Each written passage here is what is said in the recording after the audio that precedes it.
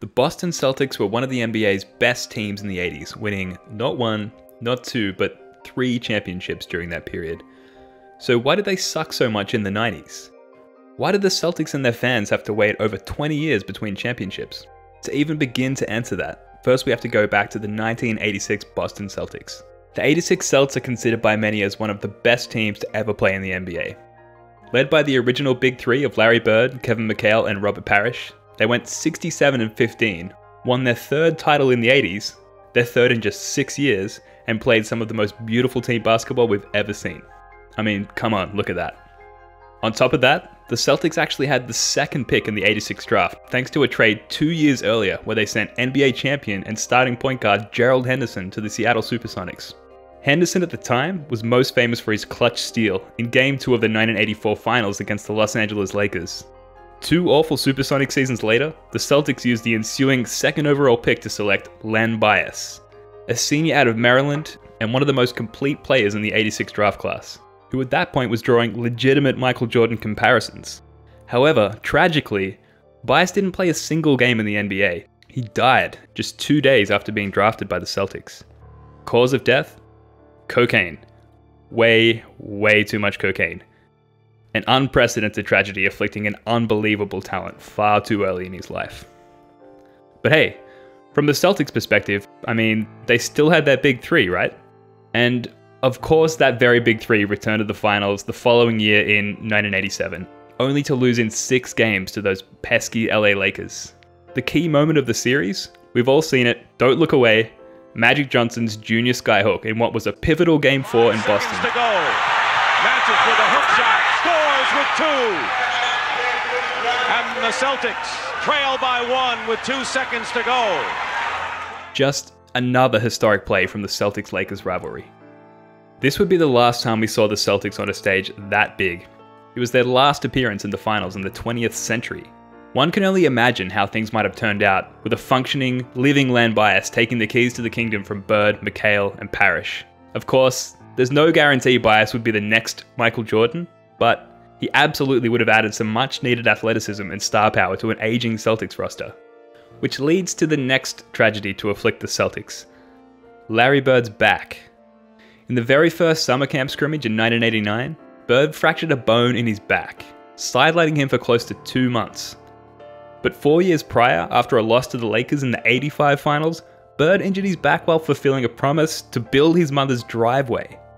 An event that set off a brutal chain reaction of back-related ailments that led to the demise of his career and ultimately the Celtics' reputation as a dominant and resilient franchise. Larry Bird retired just before the 92-93 season, and Kevin McHale followed shortly after the 93 season, succumbing to a series of ankle injuries, and Robert Parrish left in free agency as a 41-year-old in '94 to join the Charlotte Hornets.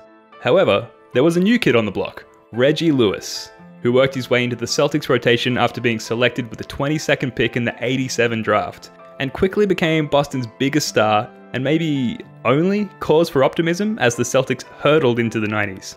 Until just 7 years after the death of Len Bias, Reggie Lewis too passed away. Lewis had actually been made the Celtics team captain, and was a clear rising star who represented the Celtics at the '92 All-Star Game. He died just a year and a half later, during an off-season practice, suffering a sudden cardiac arrest. And just like that, the Celtics lost another core piece. And it didn't help that NBA owners actually voted to keep Reggie's salary on the books, counting against the team's salary cap, considered by many as a collective FU to the Celtics for all their past success. Lewis's death and the retirement of Kevin McHale led to the Celtics' worst season since 1979. The 1993-94 Celtics finished just 32-50 and did not make the playoffs. 3 years later, they hobbled to a franchise-worst 15-67 record, yet still missed out on the Tim Duncan sweepstakes, landing just the 3rd pick in the '97 NBA draft, which they used to select Chauncey Billups, who would go on to have a hugely successful career as an NBA champion, just not with the Boston Celtics. At this point, 7 years into the 90s, after seeing the aging Big Three slowly succumb to career-ending injuries, after the tragic death of not one but 2 future franchise players, you could be excused for thinking the Celtics' run of awful luck was surely over. Well, you'd be wrong, because on May 6, 1997, the Celtics hired Rick Pitino, a successful collegiate-level coach with an extensive resume, including winning the 1996 NCAA title with the Kentucky Wildcats. You might be thinking, great, a clever coaching hire for the Celtics, right? Pitino had more than proven himself at the college level. No. Not only was he hired as the Celtics head coach, he was also brought on as the team's president on a 10-year, $70 million contract.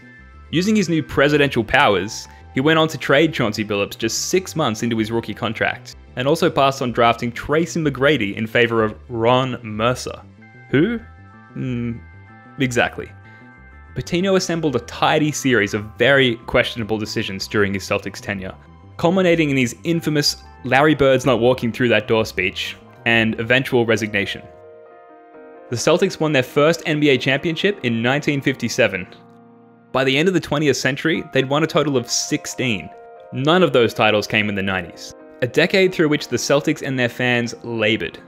Perhaps the one decent, fortuitous thing to come out of the 90s for the Celts? The 10th overall pick in the 1998 draft and the 2008 NBA Finals MVP, Paul Pierce, drafted by none other than Rick Pitino. Thanks, Rick. Most of us know the story from here. From 2001 onwards, Celtics fans have much more to be thankful for. New ownership, new management, a title, KG, the Brooklyn Nets, I guess, and plenty of awesome young talent with a promising road ahead. The 90s, however, remains an impossible to forget battle scar, the stuff of nightmares for Celtics fans. And in a time where there's currently no Celtics basketball played at all, just remember, it could be a lot worse.